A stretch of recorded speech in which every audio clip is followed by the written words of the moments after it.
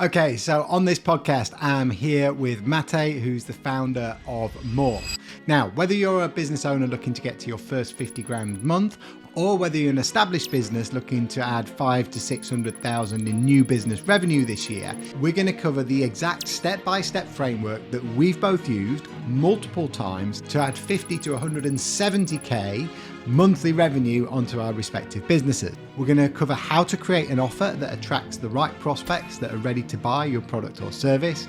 We'll cover how to pick the right advertising channel or marketing channel or sales channel to attract those right prospects onto a call with you or the sales team. And then we'll cover the exact sales process that you will need to be able to build trust and credibility in your prospect that that product will solve their problem. Mate is an absolute expert marketer. He's probably one of the best direct response marketers that I've ever come across. And I will be covering the sales side of things. So if you like this type of content, please let us know by dropping a comment or subscribing so that we know you're getting value from it. Enjoy the video. Mate, how are you? Thanks for having me, Joe. I'm doing great. It's good to be doing this. We do these all the time together, right? As friends jumping on calls every week. So it's great to have a proper session on this. Definitely. Just for kind of context for people watching, just give them an overview of like your journey, credentials, what you're doing at the moment, just so people can get an idea of what you've been up to. No, for sure. So, as you know, I started my marketing journey right out of school. So that's now 7 years ago, which feels like a lifetime. But I started with a marketing agency serving mostly B2C services and e-com in my early days, and I kind of started as a fractional CMO, really doing just everything for those clients. And that's what I was doing for the first really 2.5 to 3 years of my career before I went into the world of B2B, where I met you. Right, we started speaking together, and I was kind of exposed to a B2B tech, B2B growth consultancies, and other businesses like that. And that's where we really built my business Morph in that sector. So helping businesses add anything between 1 to 3 million pounds or dollars in revenue to their business within the first year of working with us, but doing it through building a acquisition engine that they own and that is going to continue providing that revenue even if they no longer work with us at the end of the day. And so we were able to scale our business through scaling our clients to now 2 million a year in revenue. And the only way we've been able to do it is by focusing on working with a small portfolio of clients and actually helping them scale dramatically. So, we work with clients for years, and that's really the foundation of our business. And as you said, adding 50K a month is something that we've done for different offers of ours and different services multiple times. And obviously for a lot of our clients. I'm excited to speak about it. Yeah, and I think a lot of the time, like we talk about this a lot, isn't it? Because if we had to start again tomorrow, we would know exactly what would Yeah. happen and how to do it. And I think a lot of the time, the knowledge that we're going to give you, talk about through this video, is the exact framework that we use. But often, the reason people don't do it is because they can't get out of their own way. It's strange, isn't it? Because Exactly. it's Yeah. just executing on what we're on what you need to do. Exactly. It's people think that it's the strategy or the tactics or the some secrets that only a marketing agency has them or only a CMO is going to bring those things. But it's mostly about getting out of your own way, as you said, in terms of the core limiting beliefs that people have about what is possible and what isn't possible, and the burnt experiences that they had in the past trying the different channels without really knowing how to do it. And so that's the unfortunate reality of like people you speak with, right? And that I speak with, is that we see such a clear path of how we can help them add revenue. And but for them it's this maze that they don't know how to navigate. Yeah, and I think like one of the like I can remember when you just started Morph and you were stuck for ages between like 10 and 20k a month, and then Yeah. something clicked from you. We were in a paid mentorship group at the time, and you went from, I think it was like 20k a month to 150k a month in 8 Yeah. months or something. It was like insane growth. Yeah. And Yeah. like, It was from 20 to 170 in 9 months, which was which is insane. insane. Like, I didn't see you a lot in that 9 months because it was pretty hectic. But yeah, it's like insane to watch. So I'm excited to dive in. If you're mapping it out, and I can kind of picture what I use and how I think about it. But what would you say are the component parts of building up a new acquisition channel to do it? Yeah. Like, what are the steps that we're going to cover, and Yeah. what do we need to do within each of those steps? Absolutely. So, by the way, I think this is something that so many people overcomplicate because they are trying to sell business owners this complex idea of what it actually is. But in my mind, it's really three steps. And the first core step, the absolute baseline that always needs to be established is what is the offer that we are actually taking to the marketplace, which isn't what is the service stack or what are the group of 5 services that I'm trying to sell, but how am I going to package it so that the end prospect, the target market that I'm speaking to, immediately sees what kind of a transformation they can have in their business or in their life if they take you up on that offer and engage in the sales process. And with many businesses that I speak with, and I'm sure for you is the same, right? It's it's seen as, well, what if we just sell a commoditized service, right? What if we sell the normal typical thing? What if we are just a professional service company and there's thousands of other people? And the way I see it on that first stage is that even if we sell an absolute commodity, we are still selling people a transformation because no one is buying. Like, I always like to use an example of, if you're selling gold, which is a physical commodity by definition, you're not really selling gold. You're selling people the financial security and the fact that they physically hold their assets in their hand, right? So that's the first part. The second part is, once we know what is it we are selling and how we make it compelling. So I always like to say, how do we sell the most compelling thing in your business in the most compelling way to the most compelling audience, so that we have that triangle that really leverages the scale? Then we need to have a way to actually get people on calls. So that's the second step, right? How can we generate pipeline for a business so that we can enter people into the sales process, which is the most difficult part, right? For most businesses, where most people try lead gen agencies and stuff like that, and many get burned.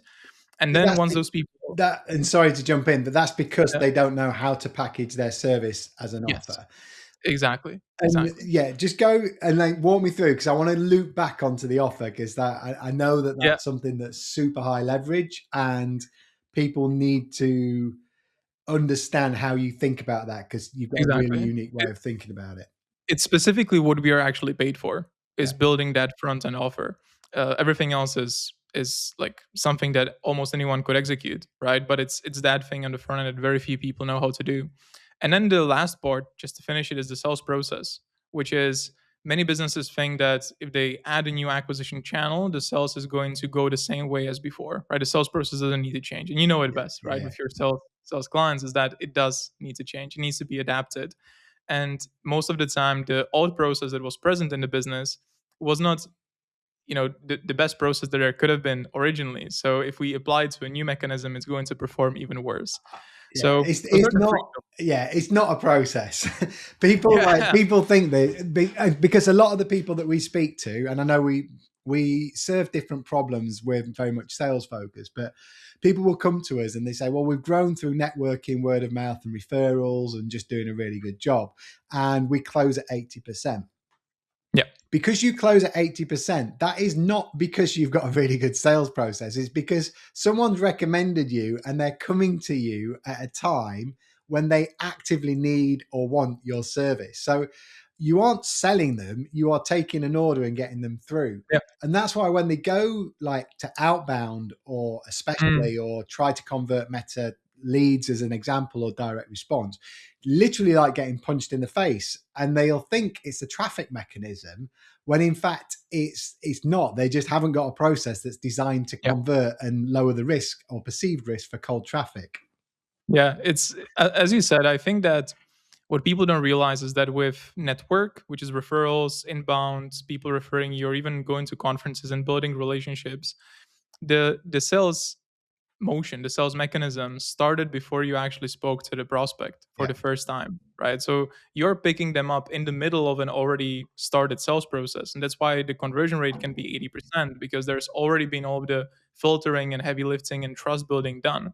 Whereas when people start to create their own demand with outbound or paid ads, they need to realize that they are getting those prospects at step number one, not step number five. yeah. And they need to build all of that a warm referral would actually come in as a package.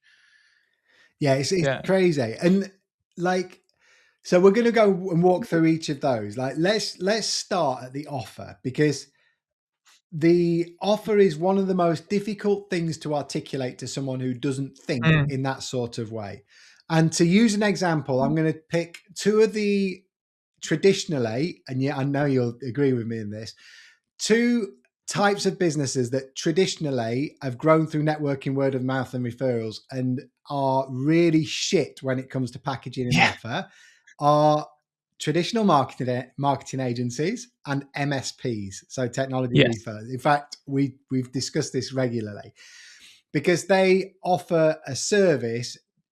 MSPs do lots of stuff and they resell a service or licenses, things like that. Marketing agencies traditionally have grown through networking, word of mouth, and referrals and just being good at Yep. what they do. How do you start to explain what an offer means? And when founders then think that by talking an offer, you're suddenly changing how their business operates or Mm. delivery, how do you educate and think about that? Because I know it's so important, but it's such a hard Yep. concept for people to grasp if they're not familiar with it. Yeah, absolutely. I'll start with the MSP example, managed service providers, because that's a tough one, right? So why is it a tough one? Just for anyone who isn't an MSP, to kind of resonate if they are similar to that mechanism. It's tough because you typically sign clients on 2 to 5 year contracts. So that's the first thing. So that makes it amazingly sticky for you, but also amazingly sticky for your competition, who you're Yeah, trying to get the client from. It's a service that isn't really heavily tied to any core outcomes in the business. It's an overall supportive, or we would say tier free service. And so it doesn't really give people a ton of motivation to, break out of their agreement or switch. The cost of switching is very high. And so those are the types of businesses that, who have those characteristics. So either long contracts that the prospect is in, or a very low kind of value proposition that is attached to what it is that they do, even if they're amazing at what it is that they do. That really struggle with acquiring new revenue through these channels. And so how I always think about and explain it is that we need to figure out what is going to be a trigger point for someone in the market to engage with you and actually pay you for a specific service. And for example, in the UK, there's most MSPs also handle cybersecurity essentials, right? And it's like a common thing that's just like a baseline of what people do. And so most businesses have that sort of sorted. So how we looked at it with many of our clients is, okay, we know we cannot just go to the market and try to sell them these annual contracts, because only like 2% of the market are actively buying and looking to change. And so yeah, we're just trying to find a needle in a haystack. Instead, how can we package an offer that is going to fit the following criteria? It's something that is evergreen and not situational. So, situational offers is something where I need something else to happen for me to be interested, which is my contract is running out, yeah, or I'm unhappy with the current provider that I have, or I just hired a new person, or I'm looking to add a new person to the business, etc., and I want some support for it, right? Evergreen offers, on the other hand, are offers that I might want to purchase regardless of what triggers are happening in my business. So, an example is every business always wants to grow their revenue. Every business can always have a better sales performance, and they can always close more deals. Every business wants to save money on their delivery, etc., etc. yeah, Those are evergreen types of offers. And so, how we would approach it for an MSP is looking at, okay, first, let's understand your service stack. So, what are all of the services that you actively deliver or have the ability to deliver to your specific clients? And we look at all of them. And can we see with any of those types of services that there can be an evergreen element built into it? So for many MSPs, that's going to be cybersecurity specifically. That's why I mention it, because cybersecurity assessments, regardless of if I have a provider for that, if my cybersecurity is shit and I'm at risk, I'll be interested in yeah, how someone can help me resolve that. And so a front end offer for someone like an MSP might be a hacker's eye view of your business, right? Like, let me come in, do an assessment, try to hack my way into your business to actually showcase where you have vulnerabilities. And if I'm able to show you that, and I'm able to show you that I'll be probably able to do it, and if you pay me money, I can, show you where the vulnerabilities are. every business is going to be inherently interested in that because it showcases a large volume of risk that can potentially be removed. And so the core element is switching from the situational to the evergreen offer. I'm not sure if you see it the same way with your prospects. Yeah, and I And think because I talk about this a lot, is like people often think that they want to sell like their main full fat offer. Like the reality is that it's incredibly difficult to sell full fat retained services to cold traffic, because the perceived level of risk in investing that and the upheaval is always or nearly always too great. You could have a shit hot sales motion, but for someone to do something like, especially cybersecurity, where it's very visible, it's something that you've got to do. There's a high level of risk. People get sacked for taking the wrong decision, and it's very difficult to then to do that. Which is why people go through word of mouth and referrals, because they say, well, we need to do this, we want to get it right, who else can we use? And that's a yeah, shortcut to referrals. Whereas if you take a small like package of like a small element of your service, and the other thing to look at this, like you mentioned Hacker's Eye View assessment there for MSPs, but for any other service provider, I'm a massive fan of like a diagnostic. So dependent on how you do that, but if you look at how you would engage a customer and get them to the end result or the full fat service, and then you say, okay, well, what are the first few problems that we solve for that customer? And for us, it's always a diagnostic. We say, well, before we put anything right, let's find out what's wrong. Let's find out where your revenue is leaking, why you can't scale your sales, why it's breaking. And we will normally do that for free or a lower ticket or very strong risk reverse, because we know once we've demonstrated our expertise and exposed the gaps, it's a much easier decision for the customer to invest then, because you've bridged that gap of like, they're a customer because they've paid you some or a small amount of money, and also you've had a chance to demonstrate your expertise. So you're building the trust and credibility, which means the perceived risk for then going into a full fat offer or a retained service is exponentially lower than it would be if you'd have just asked them for like 5 or 6 grand up absolutely. front. The thing that many businesses, some people understand that inherently, right? They know that they need some lighter weight version to go to the market with. But a big thing that we are realizing, or we realize with our clients, is that if it's positioned improperly, it's going to still have the same friction as selling the full on engagement. Yeah, Because if I tell you, pay me £5,000 or £10,000 for me to do an assessment to tell you how you can then give me more money in the future to actually go solve all of those yeah, problems, I just see it as separated billing for a multi six figure engagement or whatever the end billing would be. I see that even with the first offer, I'm already kind of mentally committing to wanting to go through with you on the full solution end to end. yeah, And so I agree with everything you said, but I want to add what is really important and what massively increases the conversion rate for our clients is when the front end offer holds value of its own, even if the prospect were not to proceed, yes, and if the prospect sees a ton of perceived value in just doing it. yeah, Where what we if it's a diagnostic, how we like to position it in that situation is either you get a prototype that's already usable, if it's something like tech based or software development and something like that. So you get a prototype that solves a teeny tiny problem, so you can see how we would solve the bigger problems, but this is already worth it. Or coupling education with a diagnostic. yeah, So not only are we going to understand what are the problems in your business when it comes to sales process, but we're also already going to teach you the basics of how this can be solved. But obviously, you'll have to work with us overall to help you solve it. And that translates to software development as well, right? Instead of me showing you what is the extent of the solution we can build for you, I can also educate you overall about what does make sense and what doesn't, and how you should even think about AI and all of those things, so that you know that that money is worth it, yeah. regardless of if we proceed with the final solution. Yeah, definitely. If you are spending money on advertising and feels like your sales team are sometimes missing open goals, then we will diagnose and fix the biggest sales bottleneck in your business for free. Click on the link below, book a call with me, and then we'll go through your sales process and start fixing the problem. Back to the video. So could you give me some examples of like how you, okay, so we've found out an element or a diagnostic that we do. Give me some examples of how you position that as like a front end offer then, and how it translates to an ad or an email Yeah, or and a cold call, because I think that's great. it's bridging that gap for people that perhaps aren't familiar when we're Mm, talking about offers. yeah, I'll give you an example of one of our great long-term UK clients who do digital transformation, right?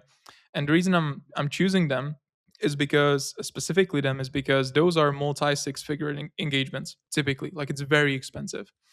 And so if we get someone from a cold ad in front of them and they give them a proposal for £150,000, like the likelihood of that closing is very low, right? Yeah. And so effectively what we are doing is we are just putting in steps into the offer so that there is something easier to commit to and we build more trust for them to commit to the bigger thing, right? But I'll give you an example of how we do it. So for many of these multi six figure engagements to modernize operations, increase AI enablement in the business, increase margin, all of that, how we oftentimes package the front end offer is into we will do a 10-day prototype for your business for a very specific tight solution, a very specific tight problem that you have. We'll do a prototype and we will educate you and your leadership team about what actually does make sense to invest in your AI transformation journey and what doesn't and what is a fad, right? And what are not some things that you should even be Yeah. considering and how you should overall think about being a company that is adapting to the way the market is evolving. And so that front end offer might be £10,000 or 5,000, depending on the appetite, and might include a couple hours of strategic discovery analysis within the business, building some sort of a wireframe of a prototype, and a couple workshops educating the prospect. Maybe let's call it a day of delivery for that business for £5,000 to £10,000. Important thing, not billing it as a day rate, which many businesses do, but billing it off of the value that's actually associated with it. People don't want to Right? pay for time, they want to pay for outcomes. Exactly, exactly. And so once we build that, right, which is always very specific, that's why there isn't like a recipe to give universally, but there are the core principles that I went through that any business can adapt to themselves. How do we then, you ask, how do we then go and communicate it to the market so Yeah, people become like interested? because you've just mentioned that there. How do you get that so it fits into a 30-second ad or a 70-word email? I think is like the Exactly. key. Great. So um, we'll never fit it into a 30-second ad. That's the thing. And that's what many people mess up when they do cold outreach, cold calling. It's like, you know, they try to squeeze the sale within a 30-second format, and that's never going to work. For me, where we are most successful with our clients in B2B sales is where we understand that we are building a staircase. And so the front end, the first thing someone sees needs to be compelling enough and reveal enough for them to take the next step, which is typically qualification and answering a bunch of questions and submitting an inquiry at the end of the day. Yeah. And that needs to be valuable enough as a process for them to say, all right, like, let me see a little bit more and book a call, right? And that process of booking a call and what they see right afterwards needs to be valuable enough for them to actually show up to the call, which we know is a big issue for many businesses. They get bookings, but no one shows up. And then once they show up to the call, how can we again make the next stage compelling enough for them to take it? And how can we compress the number of steps before the next compelling step that makes perfect logical sense can be paying an invoice and getting started, right? And we know there needs to be these steps. Yeah. So, how do we actually translate it? What many businesses do wrong is that they build their messaging bottom up. What that means is they look at this is what we have in the business, this is what we can deliver as value. Let's build a messaging strategy out of it. Let's write copy and Yeah. we'll run that as an ad Yeah. or send that as a cold email, right? And you see those all the time. Yeah, and it's like because I talk about this a lot with people. Like people have a tendency to talk about what they do as opposed to what the prospect gets, and Yeah. it kind of starts in the marketing, and then it's also evident on the website, and then it's also evident in the sales process or the demos. And it's like prospects don't give a shit about you, Yeah. your product, or your service. Literally, the only thing they care about is whether or not you can get them something that they want or help them escape from a pain or inefficiency that they've got at the moment. Your product or service is just a mechanism to help them get what they want. And if they believe that you can help get what they want, doesn't matter how you do it, as long as you get them Yep. the outcome. Yeah, it's like, do I trust you and can you actually help me? Those are the Yeah. only two questions that a sales process needs to answer. And so the way we build that messaging is from top to bottom instead, where we look at what are the things that the prospect already knows and believes and wants to do, right? What are the things that are already true within the target demographic? We don't want to ever convince them of something that they don't actually already think about. We can convince them of an opposite thing that they're already thinking about, but we never want to be introducing a net new idea to a prospect, Yeah. right? Like that very rarely actually works. Because you have to sell them on the new concept and then you have to convert them. So you're kind of doing Exactly. two sales processes in one, which Yeah. is, it's doubly hard. It's more than Yeah. that because it It's insane. compounds. So yeah. Yeah, and most people don't have the sales process to do that. It's not like it's impossible, but then you shift all of the complexity into the sales process, and you hire salespeople to do it, right? Because it's too complicated. They cannot do it because they're not the founder, and it just Yeah. falls apart, right? So instead, it's about looking at what does the core prospect, the audience, already believe to be true about what it is that they want and how they are thinking about doing it. And what we like to do is we like to go contrarian against it and show them a better, different path. You know, it's a principle that I learned, which is very often used within writing, copywriting, and content marketing. Which is, if I give you an example, where you're walking down the street to a concert, let's say, right, and someone stops you on the walking the opposite way, and they stop you and say, "Hey, man, where are you going?" And you say, "Well, I'm just going to that concert," right? And they ask, "Oh, okay, so you're going that way, right? Well, I have a nice shortcut. It goes through this like back alley, and we'll go through the street and we'll like cut a corner here. I can take you there much faster if you would like." You're probably gonna say, "I'm cool, man. I'll just, I know where to go. I'll just go on my own." Yeah. That's how most people do their marketing, right? Yeah. They're like, "Oh, where do you want to go? Oh, okay, I can help you get there. Trust me, please. Trust me." What we want to do the opposite is we want to leverage the fact that people are much more willing to listen to strangers and believe them if they're being told not to do something. You're much more willing to listen to negative feedback from Yeah. strangers. And so, in that same example, if someone walks opposite to you on the street and stops you and says, "Where are you going?" And you say, "I'm walking down to that concert," and they say, "Oh, there's just been a road closure. There's like this big fire. There's a bunch of fire trucks just around the corner. I think it'll be better for you to go the other way because you'll actually get there in time." You're much more willing to listen to that person because they Yeah. told you to not do something you were planning to do instead of trying to convince you that they can help you do it better. And that's how we have a really high success building these types of offers and messaging, is because we listen to what the market already wants, but they typically have a sub ideal way of achieving it. Yeah. And we want to show them that there is a better path to do it instead of trying to convince them of something else. Which is why the best converting ad I've got that we work together on is that, like, if you're thinking about hiring a salesperson, stop, don't do it. Yeah. Click this Not link. yet. This is what happened last time. Show that you understand and you know exactly what's going to happen on that path that they are Mhm. already are on. Yeah. And then say there is a better way to click this link. We'll give you a free consultation and explain. Yeah. And it's the reason it works so well is because, and this needs to be built for any offer, whether it's MSP, marketing agency, business selling drain services, right? Whatever it is.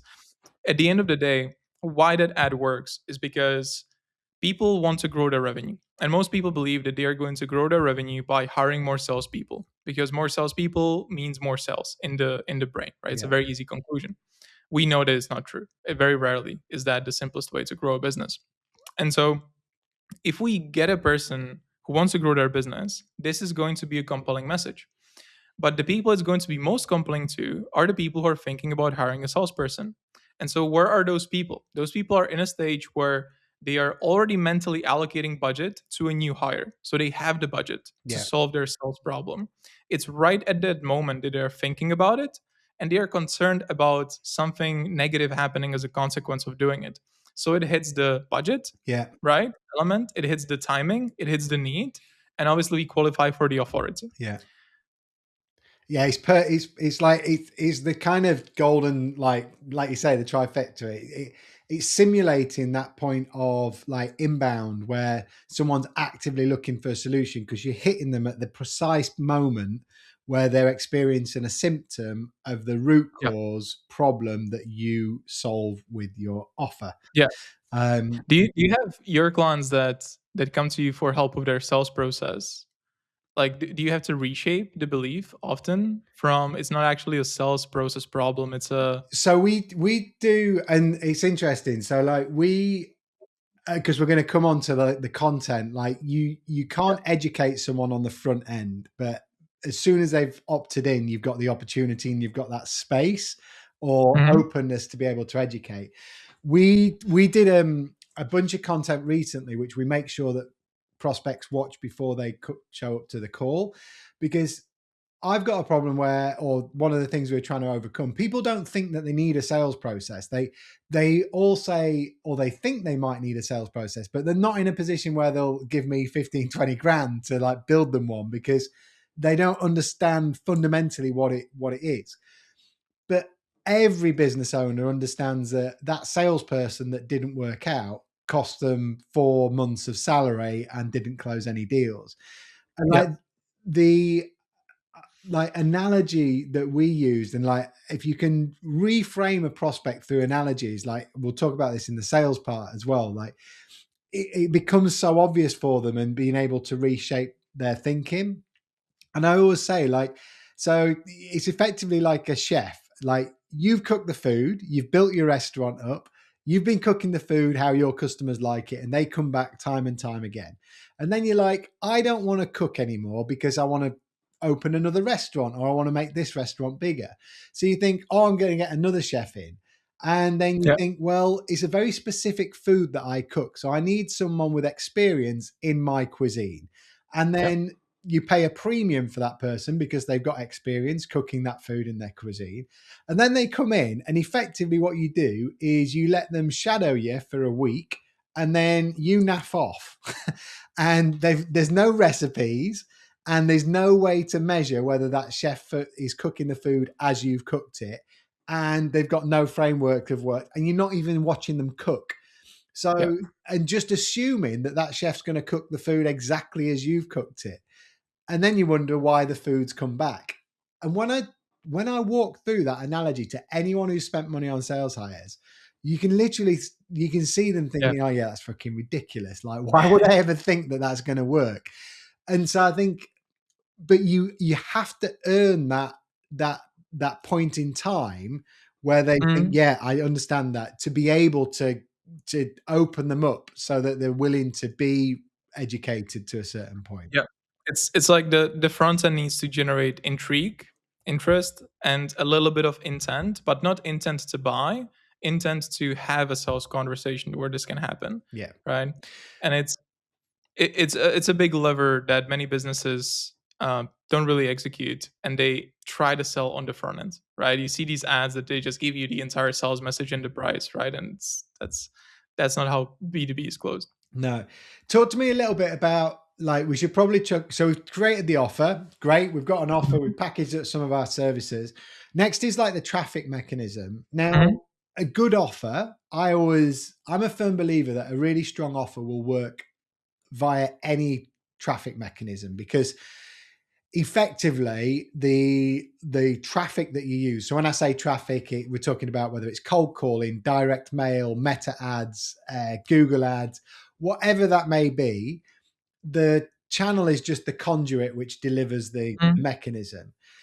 Yeah. So it really becomes a kind of choice of picking the best channel for you at your business, given your availability, where your target market are, and given where you are in terms of what you want to invest. If you want to invest for Yeah. speed, we're not going to be able to tell everyone exactly what channel to use, but like, it'd be good. I think we should like talk about what considerations you'd make when Mhm. picking a traffic mechanism, because we both really like meta ads and heavily kind of focused on driving traffic through meta ads, but there's lots of other traffic mechanisms. how should people approach the thinking of like, well, I've got Yep. this offer. What's going to be the best channel? Shall I use email, cold calling? Do I hire a Yeah. cold caller? Do I spend money on meta ads? How would you suggest people think about that? First, I want to touch on something you mentioned a minute ago, which is that a good offer is going to work on any channel. And that kind of hits on a broader point, which I firmly believe is that all marketing works every single time. It's just to what extent does it work? Yeah, Like there's always going to be an ROI on every marketing, but it might be that you spend £100,000 to make £1 if it's really shit yeah. marketing. So all marketing always works to an extent, but choosing the right channel with the right offer can make it work significantly better, and obviously make it work in a way where the unit economics and the acquisition economics make for an amazing hyper scalable business, which is where we always want to be. And so I see that there are four buckets of how traffic can be generated, or I like to say demand can be generated in the market. First one, we touched on it already, but it's referrals. That's the network, right? It's the flow that you don't control that already comes to your business because of insert reason, Yeah. right? Because you have a good name in the market. It's a blessing and a curse for every business. It's a blessing because it's literally free revenue because you've done the work in the past. It's a curse because it makes business owners and salespeople lazy and unable to generate their own demand. And it's not Then we have it's not it's predictable. It's very difficult to scale. and you cannot pick your opportunities, right? And you might be in a situation where none of them come through for some reason. Then we have content. Content is absolutely amazing of a channel. Like we see the brands that grow insanely fast, they have leveraged content and are actively leveraging content, but it's insanely slow, right? So it takes years of posting, building the brand, putting in a ton of effort for that to actually start generating a sufficient volume of leads. But that doesn't mean that businesses shouldn't do it. It just means they should have started doing it 5 years ago, right? What makes content great is that people can consume messaging at scale and shift their beliefs and build the trust and the parasocial relationship to actually go and invest into working with a business. Then we have outreach, which is where I see that's the third bucket, which is cold calling, cold email, DMs, direct mail, right? Anything in between, where we go one to one to people at scale. Yeah. And that has been some of the, that has been the best category really in the past like 20 years because of all the leverage and online tools that made it possible. But it's a channel that's actively, declining in terms of its performance, or rather the complexity of making it viable is increasing over It's just time. yeah, it's a lot harder. And like I love cold calling and I love outreach, and I think there is a place for good performing outreach. But the reality for most businesses that I speak to is if you have the cash flow available, it's infinitely easier just Yeah. to create a good front end offer and scale it through Yeah. Meta or an ad Yeah. channel.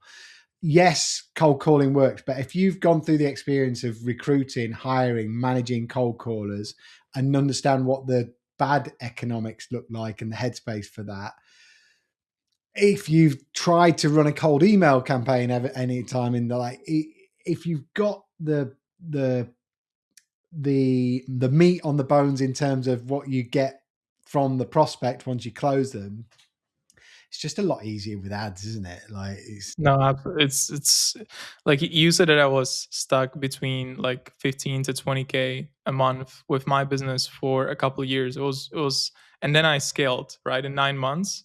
It was just because I switched my acquisition channel to paid ads. yeah, That's not to say that it's impossible to scale with outreach.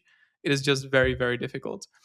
And so then the last bucket is paid ads, where paid ads is effectively a combination of outreach and content, because we can go at mass to a lot of people at the same time, but instead of just kind of poking them with an outreach message or a cold call, we have them consume specific messaging from us, and we can intelligently target it with the AI algorithms that all of these advertising platforms have.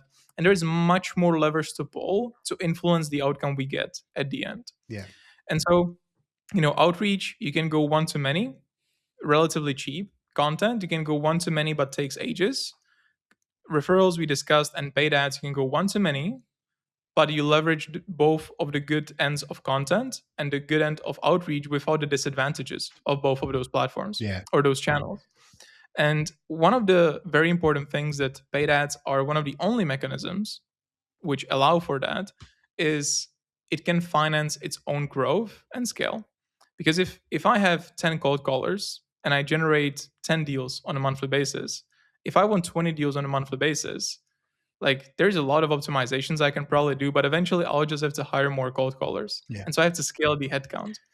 On the other hand, with ads, it is something that invites for scaling because I can scale the budget, maintain the same efficiency, and just generate more opportunities for that.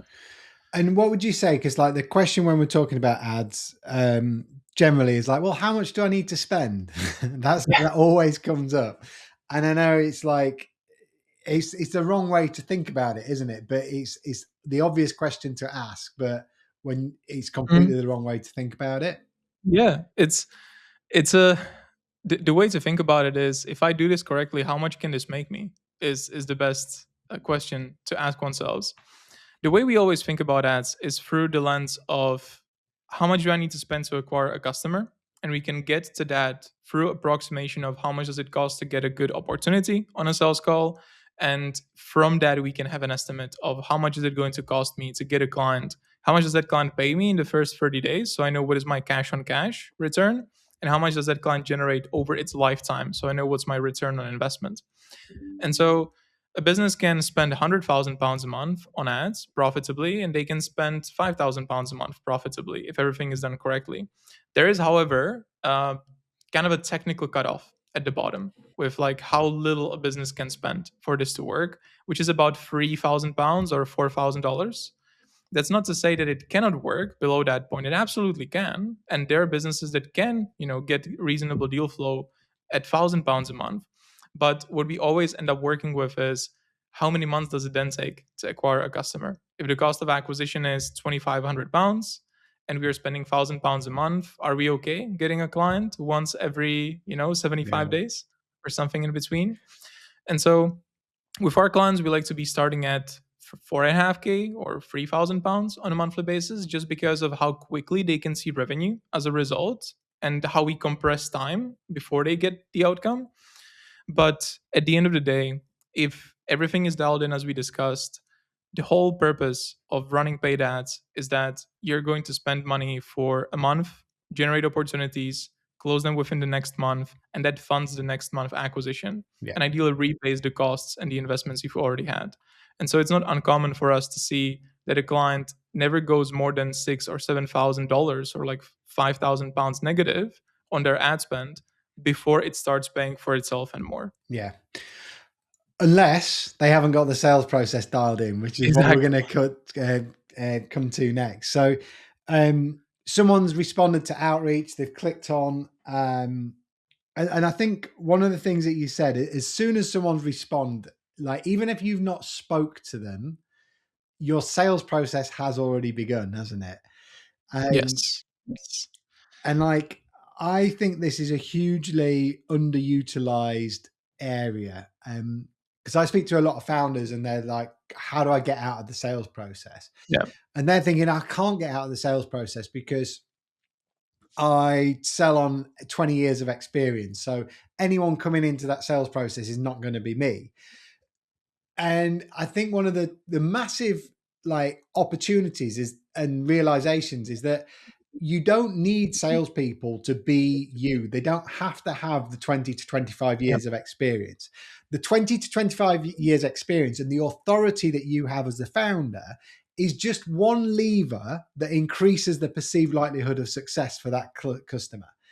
In Yeah. the absence of that, you've still got lots of other levers that you can pull to get that. Like, are you collecting case studies like video testimonials? Are you putting content out that demonstrates that you know what the fuck you're talking about? Yeah. Have you got, and this is a big thing, like, I know you invested in Jeremy Haynes's mastermind. I've been following his content as well. Like the hammer them strategy, where you take all of the reasons that people would not do business with you or the frequently asked questions, and you create little bits of content that answer those questions that you send to your prospect before they've come to the sales Yeah. call. And it's like this tidal wave of information that you can give to your prospects before they've even spoken to you, that warms them up, educates them, builds trust because shows you the case studies that they've done before, and demonstrates your expertise as the founder. And Yeah, I think it's such a slept on tactic, but creating million percent. specific content, because what a lot of people haven't got is the motivation or the will to constantly create content and get on Yeah. that grindstone. As we both know, that most people could do, they could like set 2 to 3 hours, write down every objection that they get or have got on their sales call, write down how they would respond to that objection if they were given it, and then send it as a video to people who haven't spoken to them. People underestimate what a fucking massive difference that will do to the Yeah. warmth of the prospects that come onto that call. Absolutely. And it's a principle that I call the sales marketing continuum. And I think founders, especially that have that 20 years of experience and they sell through being them on the call, it's a very hard thing to grasp initially. But there is no thing as a marketing process and a sales process. It's one continuum. And what is extremely important is for the marketing to be dialed in, for the sales process to be dialed in. That's why both of us are still in business at the end of the day. Yeah. But what is important to manage is that those things are on a continuum. And more of the sales process over time should be pushed into the fuzzy line in the middle between marketing and sales. Yeah. And so the things that the founder always kind of riffs on those calls and the amazing case studies on the reference past clients, that if it's repeated and done over time should be turned, as you say, exactly into an asset that becomes part of this marketing sales journey that the prospect goes through before they jump on that first call or in between the future calls, right? So Yeah. that more and more of the selling can happen off of the call. And that sales marketing continuum is also why many uh, marketing or growth approaches in businesses fail, is because the marketing is kind of half dialed in so that it kind of like just generates a little bit of an opportunity and an intent in the beginning. The sales process is a referral sales process, and so no wonder it all fails, right? On the other hand, even a completely dialed in marketing with a shitty sales process on the other side is still not going to produce that outcome. And an amazing salesperson with no leads is also not going to produce that outcome. And so, as you're saying, it's a core thing that both me and you are doing with our clients is helping them shift more and more of the sales process into what happens before the call and into repeatable assets. Because at the end of the day, every single person is replaceable within a business, even the founder. Yeah. And so thinking that, there are my sales process is so unique that no one else can close prospects like I can. Like if you want to believe that, you'll just never grow, right? As a business. Instead, there are levers that are uncomfortable because it means the founder is relinquishing control over the things that they are good at to produce that high level of intent in their sales process. So yeah, so and then like I guess that content bit is the kind of the bridge, if you like, from that marketing to sales, and then we get to the sales process, which is where Yes. I like to operate. Where your entire world is. And like, by the way, I've seen you over the last, what, 3.5 years, I think, at this point, Yeah. fix probably 50 people's sales process and the deals where we participated, or I helped review stuff, or just being part of your group, right? And seeing what you do with your clients. And so what I would love to know is, it's so easy for you to see where founders have issues within the sales process and what are the kind of typical bottlenecks, and you come in and Yeah. you know what levers to pull and fix it. But I would be specifically interested also, before you go into the entire sales process journey, what are some of the core beliefs that people have about how sales should be run that are stopping them from getting great results? Right. So there's a number of set beliefs that people have with regards sales which actively harm their ability to sell. The first is that you can't be good at sales without being salesy, which is it comes from an uncomfortable feeling within a lot of people where they don't want to be seen to be trying to force or be needy and trying to force a prospect through a process. And there's a massive misconception that being salesy means being pushy. Mm. If you listen to any like really high performing salesperson, then they are the opposite of pushy. They are trying to understand what the prospect is struggling with, trying to understand what that problem is costing them, and then if it makes sense, positioning their product or service as the bridge that bridges the prospect from where they are now and what it's costing them to where they want to get to. And so I think often a big lever to pull for most founders is to understand that um, having an effective sales process doesn't mean being salesy. In fact, your prospects will enjoy being in conversations with you much more. Like if you if you're struggling with an area of your sales process, as an example, do you want to come on a call and have someone sell at you and talk about all of the amazing things, or would Yeah. you rather kind of sit down and feel like you're having a conversation and being consulted through a Yeah. process? So I And think, also sorry to interrupt you, but what I see is that the quality of how the sales process is executed is a part of the perceived value of the company that's selling. Like oftentimes we hear from our prospects that like if my salespeople were doing this your way, and you yeah, hear that as well, right? And even if it's, with our clients who sell technical solutions, people compliment them on the sales process and say like no one ever walked me through this way, or like understood me to that level. It's an indication of the professionalism of the company.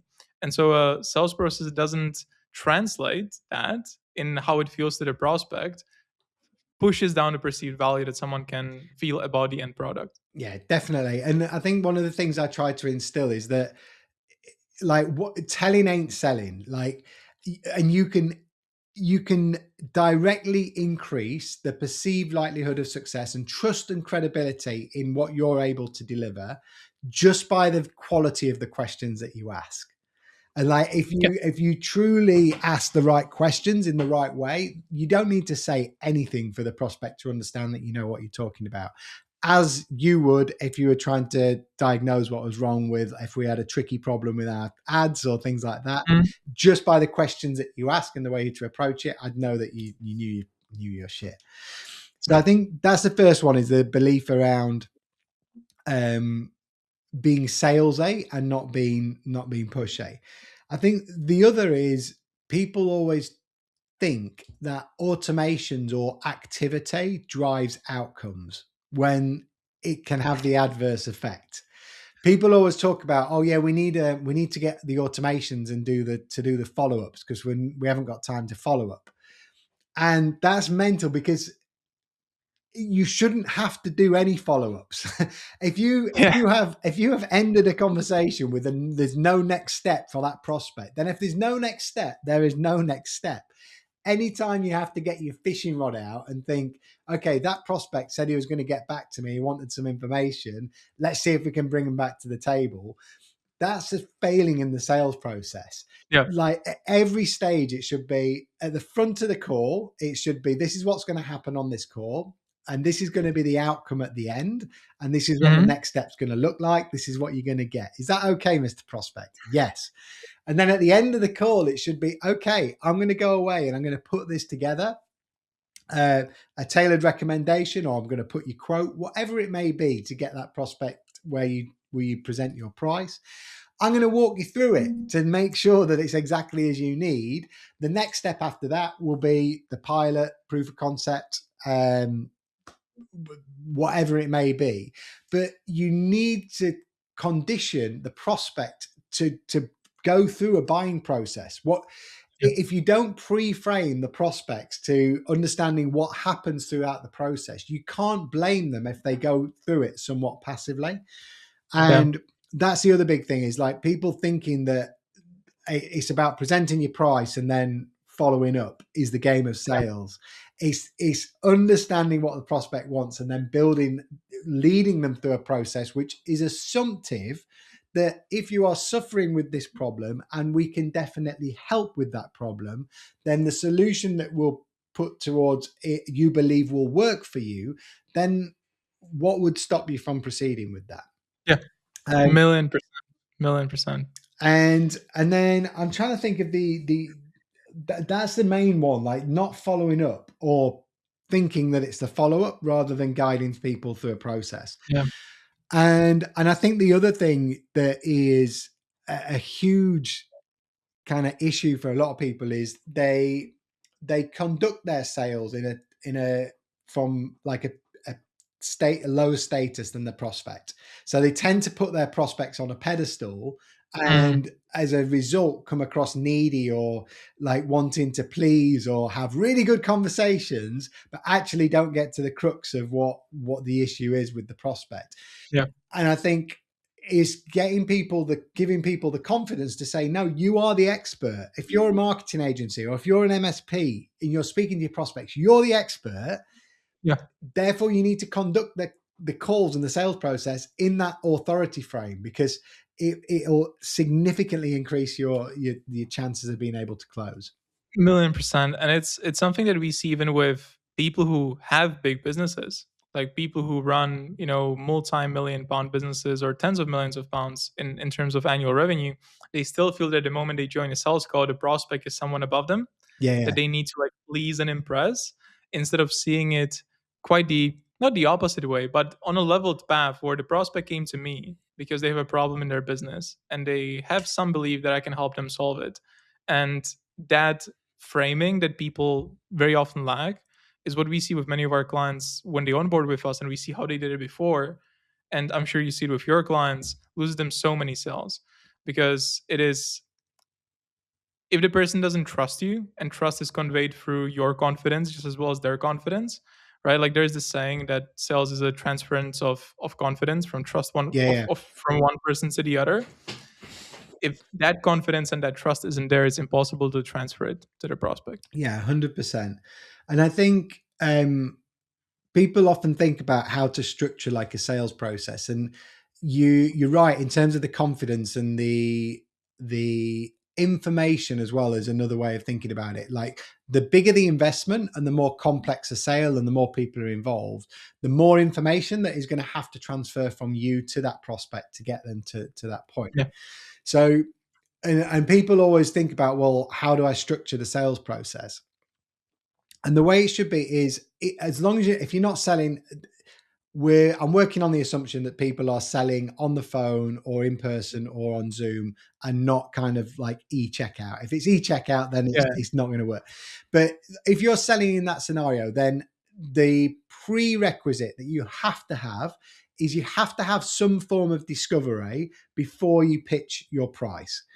Now, that might be on a separate discovery call or it might be in the call, but to be able to get to the point where you're going to position your product or service as a way to solve a prospect's problems, you have to know what the problems are.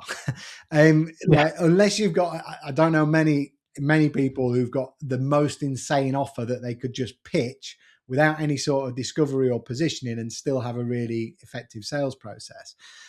So I think the first stage is making sure that you are asking some basic questions to give you information to be able to position your product or service in a way that seems like it's going to help the prospect to get what they want. Yeah. So if you're positioning it as a way for their prospects to get what they want, then it makes a sense to ask questions about where do you want to be? What do you want? Where are you at the moment? What's stopping you from getting there? What have you tried before to help get you there? And why Mm, is it really important for you to get there? yeah. At a very basic level, if people asked those questions before being able to pitch their product or service, that would make a huge difference. There's a lot of people that just don't ask that basic information to allow them Yeah. to do that. And are you, because I think many people have heard that before and they don't do it, right? When they jump on a sales call or discovery call, they just run it the same way as they always used to. And many people believe that they are doing it, but are not actually doing it and quantifying the cost of an action and all the pieces you went through. Are you a proponent of scripts and having a scripted process and going word by word, or how do you take your clients through that? Right. So the way I get people to think about it is think about if you were to come to Sheffield. So you fly over from Czech Republic, you come to Sheffield, and then you need to go from the train station to my house. In that instance, because you've never been there before, you would need a map, which is like a script. And you would be able to you'd need to follow that because you've got no fucking idea where you're going. So it's going to be impossible for you to get to the end destination without really clear guidance of exactly what to happen. If you've been here for like a month, then actually you don't need a script. You could probably get there with key landmarks. So you would know to go walk for a mile till you get to the Rose and Crown pub, and then you take a right, and then you get to the car garage, and then you take to your left. So as you become more accustomed to it, you still kind of want frameworks in place, and that would Mm. be like a playbook with specific questions or buckets of questions. So we talked there about the cost of inaction, decision making process, objections or alternatives. You know what buckets to top up Yeah. or to make your proposal compelling.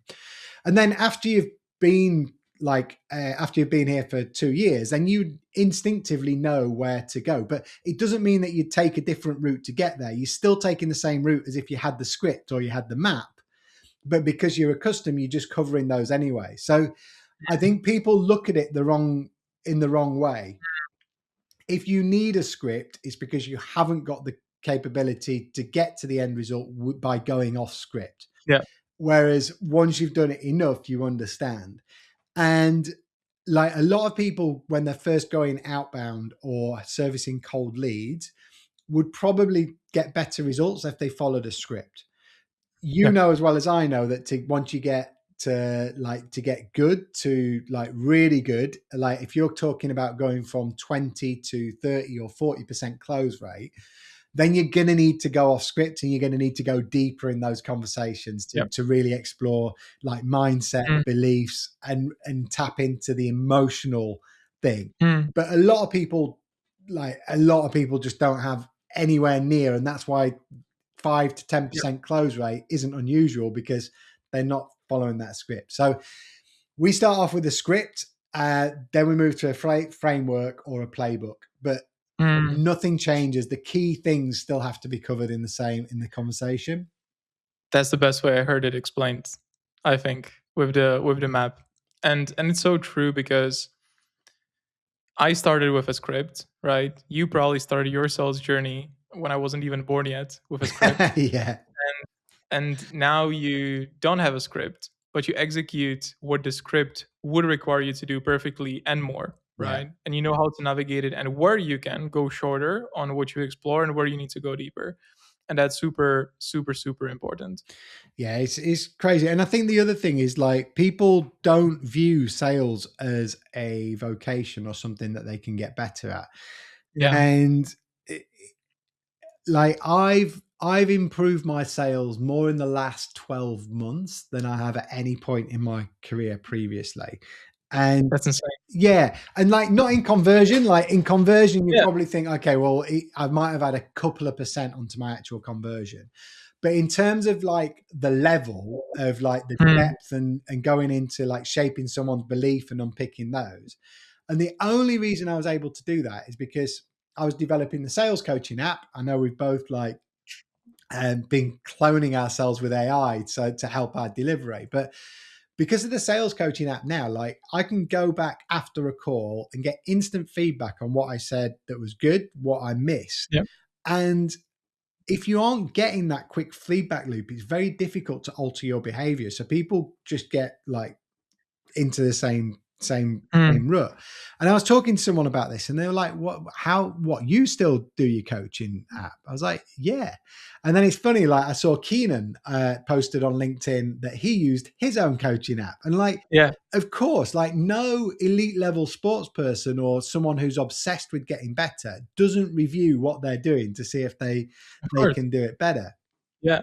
And Um, it's the thing that advanced people never don't do the basics, right? yeah, You always do the basics. And it's what Hormozy says, right? Like when you speak of Hormozy, like he is going to pull out his own book to go through something, right? Like that's why we build all of this stuff, right? Is because it's the actual thing to follow. And I myself, our processes and our way of delivering ads, I also check myself against our frameworks just as well as you do with the sales coaching. And it's weird because a lot of our clients, or your clients, I guess, feel like they already mastered it and they no longer need to do it, Yeah. where the people who close the most and advance the fastest continue going through that loop. Yeah, definitely. And I think one of the things that people underestimate as well is the ability to shape someone's beliefs or re-educate people at the end of the sales process. Hmm. And like, there's a lot of good training and good process available out there, but often what prospects say at the very end of the sales process is normally just a mask for they actually don't believe or they haven't got the confidence in your ability to help them. And it comes out as something like, I need to think about it, or I need to talk Yeah. to X, Y, and Z. And that's where people they'll disappear and just not come back. And that's why if you look at most people's CRMs, they have all of this money and deals sat in this gap between when they've drop the price and then they've lost control of that prospect Hmm. because they haven't been able to identify the real reason why they're not proceeding or going ahead with it on that. Yeah. And then I think outside of that is because this kind of comes back to the marketing continuum, because we've just talked about creating the offer, the traffic mechanism, getting them on sales calls.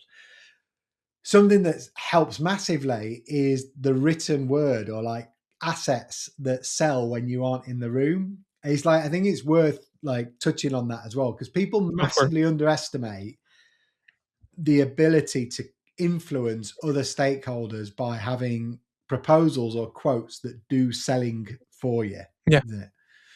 Yeah. It's I remember extremely clearly. There was, so with my first B2B tech client, I did their sales before we closed the first deal. That was part of the engagement. And I had this opportunity and I came to you with it, right? That's years ago. And I said, look, man, so I went through the entire process with this director in that business, but he needs the CFO to sign off on it.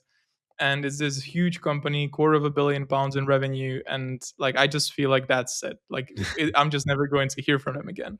And you told me to build a one-page business case for them. Yeah. And you said that to me. It was Thursday evening, and the meeting with his CFO that he held was Friday morning at 8 a.m. And so I used your framework that you gave me at that point. I think you still give it to your clients now, Yeah. right? Yeah. Yeah. And I spent hours building that document exactly based off of your framework. Like, your words, I was adapting and shaping it for this prospect. And I sent it over at like 1 a.m.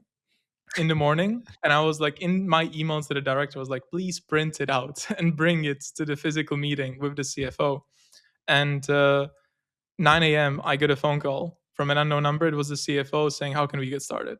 And it was exactly because of that one-page business case that you helped me build that deal went through. It was a multi-six-figure engagement for my client.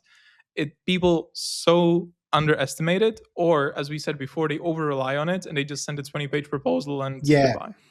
Yeah. And I think that's the thing is like, again, you have to look at the reason. A proposal's job is to influence the buying decision, and Yeah. therefore you need to, it should be like a mirror. They should pick it up and see why they should take action, why now, what it's costing them, and why you, like, and it should answer all of those questions in the first couple of Yes. pages. Yes. The one page business case is brilliant. It's by a guy called Nate Nasrallah, who he spent a lot of time cutting his teeth in like enterprise, like chunky enterprise sales. And so multiple stakeholder engagements, selling with Yeah. champions is his thing. But like, if people are watching, give that a follow. That one page business case, probably one of the most useful assets I've come across in the last 5 years. In fact, I've done a full YouTube video on it because Mhm. it's so powerful.